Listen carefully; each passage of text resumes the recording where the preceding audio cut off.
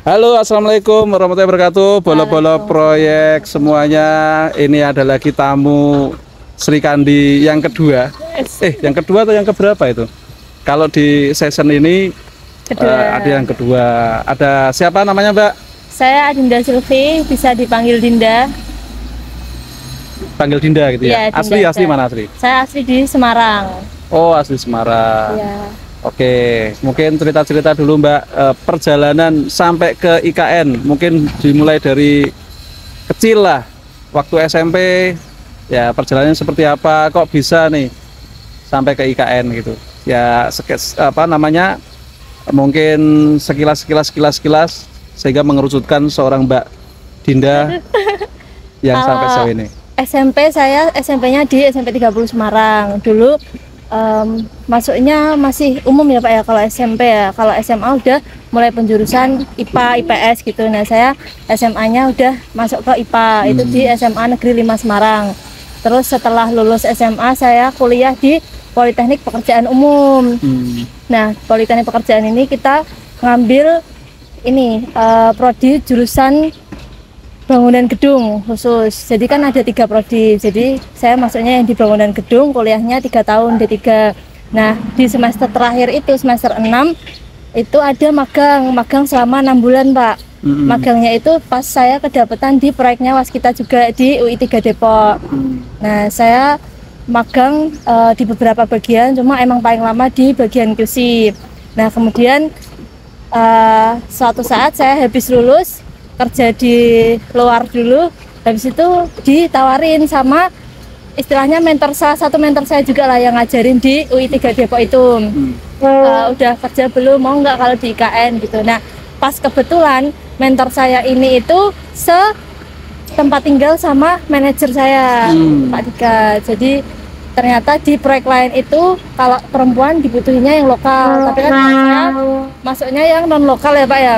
Itu terus ditawarin lah ke manajer saya ini. Kemudian setelah dimintain CV, nomor telepon, telepon fasilitas dan lain sebagainya, diwawancara lah istilahnya kayak gitu.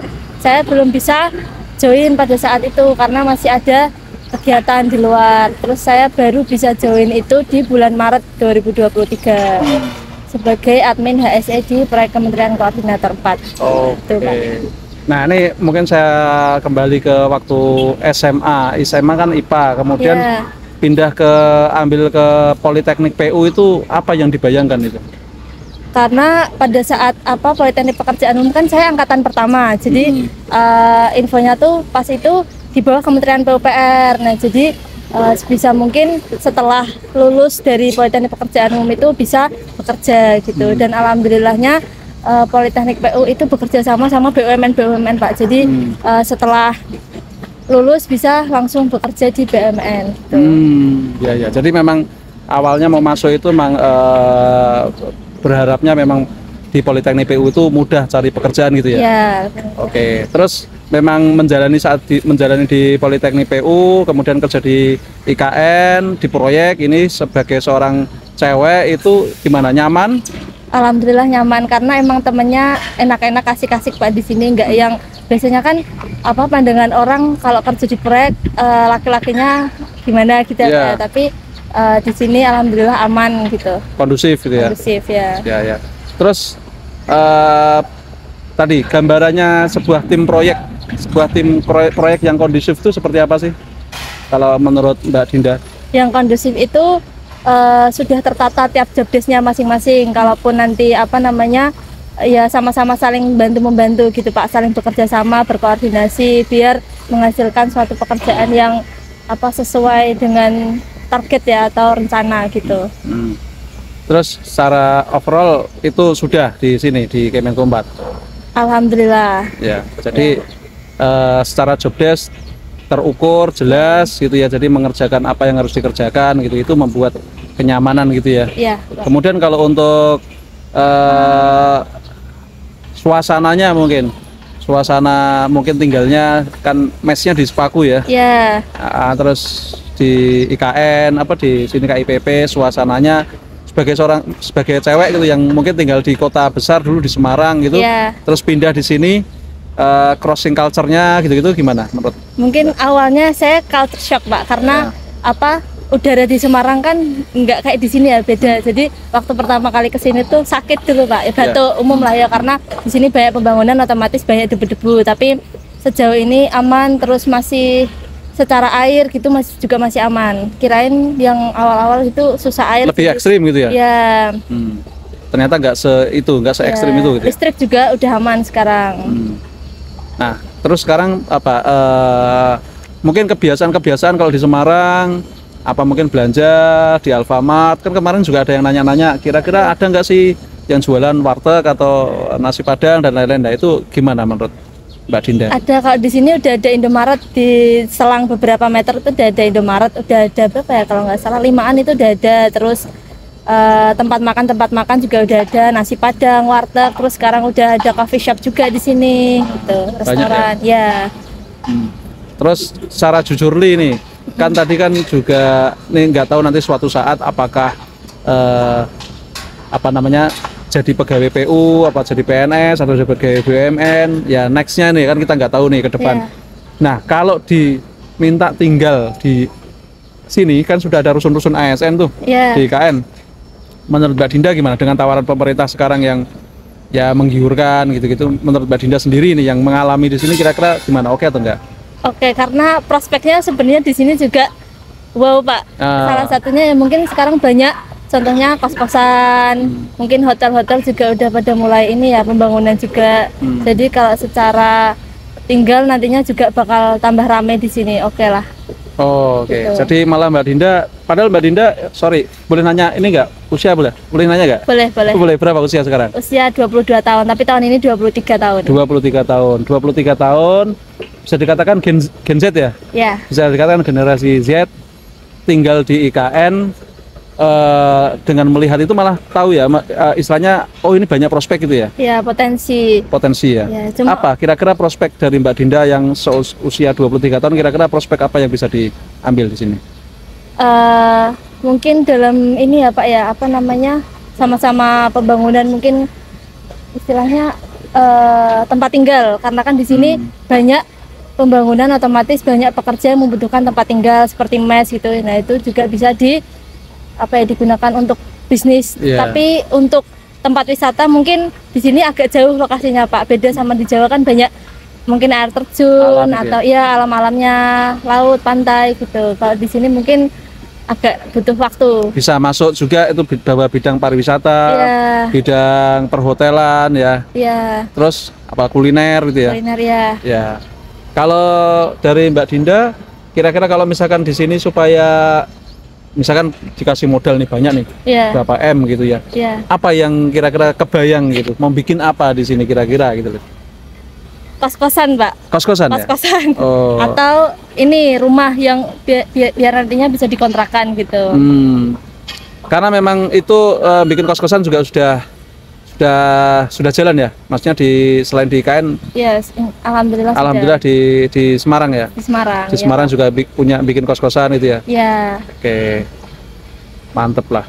Terus selain kos-kosan, kira-kira apa? Kalau kos-kosan itu sebenarnya modalnya banyak, tapi BEP-nya bukannya panjang gitu. Iya, plus minus juga sih Pak. Ya, tapi pinter-pinternya manage lagi juga. Mungkin yang enak juga di sini buat ini kuliner makanan, karena kan di sini masih ini ya Pak ya, nggak begitu banyak, nggak begitu variasi ya. Kalau di Jawa kan udah banyak macamnya, jajanan, makanan, minuman, dan di sini masih terbatas. Jadi kalau semisal ada makanan baru ataupun makanan-makanan, minuman gitu, pasti banyak yang beli gitu. Makanan apa yang menurut Mbak Dinda tuh gue banget di Semarang gitu? Tapi di sini nggak ada dan kayaknya nih perlu ada gitu, apa? Cilor maklor Pak, saya belum nemu di sini. Cilor maklor ya, aci kan di sini adanya pentol ya Pak. Oh cilor? Ya cilor maklor yang dikasih bumbu gitu. Oh gitu. Kalau seblak di sini udah ada, waktu itu saya nyari seblak, tapi ternyata di sini udah ada seblak. Cilor maklor. Cilor maklor. Apa? Cilor aci telur? Ya maklor tuh makaroni telur. Oh. Cilor maklor. Ya saya juga belum pernah nyoba itu ya. Itu makanan yang lagi in ya. Udah dari lama juga Udah sih, lama Pak, ya. Terus Cilor Maklor belum ada. Terus apa lagi? Terus Yang kira-kira kayaknya ngangeni gitu, ngangeni. Perlu ada deh gitu. Kira-kira apa? mungkin leker-lekeran. Leker Iya, ya, kalau di leker. Semarang kan banyak leker tuh, Pak. Nah, di sini belum nemu. Tapi memang itu memang sebuah daerah harus ada kekhasan gitu ya. Memang nggak harus setiap daerah tuh nggak harus ada juga gitu kan. Ya. Supaya kita ketika pulang ke Semarang kangen juga makanan itu gitu ya. Ya. Kalau di sini udah banyak leker, balik ke Semarang juga ya mau Jadi, nyari apa ya. gitu ya. Oke. Oke, terus ada ini nggak harapan atau mungkin pesan-pesan buat khususnya para cewek yang mau kerja di, mungkin ini dulu pesan-pesan cewek-cewek yang mau kuliah Ya. di teknik sipil, kemudian harus bekerja di proyek. Nah, kira-kira pesan apa, mungkin persiapan apa gitu yang harus disampaikan? Yang pertama persiapan mentalnya juga, Pak, karena mental ketemu sama banyak orang-orang baru kan. Kalau di kontraktor mungkin ya kaitannya sama manajemen konstruksi, MK, konsultan, subkon, mandor, pekerja-pekerja. Jadi komunikasinya tidak dengan staf atau pegawai saja, namun dengan masyarakat juga seperti mandor, subkon tadi, pekerja-pekerja. Terus Berbagai ini ya, berbagai level ya, bisa berbagai level pendidikan ya, usia kan ada yang muda, ada yang tua, sedang ya, ada yang tua juga gitu. ada yang sarjana, ada yang nggak sekolah kan gitu kan. Jadi crossing culture-nya, crossing knowledge dan lain-lainnya itu sangat heterogen ya. Ya. Terus dan itu bisa menjadi bekal wali kota gitu ya, misalkan Mbak Dinda ke Semarang, bisa kan? Iya, bisa. Terus fisik juga yang tadi sudah dibahas di awal ya, Pak ya, karena di tiap daerah mungkin berbeda-beda iklim atau cuacanya. Jadi kalau di Semarang mungkin seringnya panas ya, Pak ya, kan hujan, nanti selang berapa bulan panas, tapi kalau di sini kan berubah-ubah terus hujan dan panas. Jadi fisik badan itu juga dipersiapkan seperti itu. Terus tipsnya apa? Kan kayak saya amati Mbak Dinda hampir bisa dikatakan nggak pernah sakit ya selama di sini ya. Nah itu tipsnya apa sih supaya terus sehat dan fit gitu? Banyakin minum air putih, itu yang penting juga. Terus makan juga jangan telat, Pak, karena kalau telat kan jadi ini ya, masuk angin gitu, kembung. Terus olahraga, disempetin olahraga lah, paling seminggu 3 kali atau 4 kali jogging atau lari di daerah sekitar. Terus ya itu sih minimal.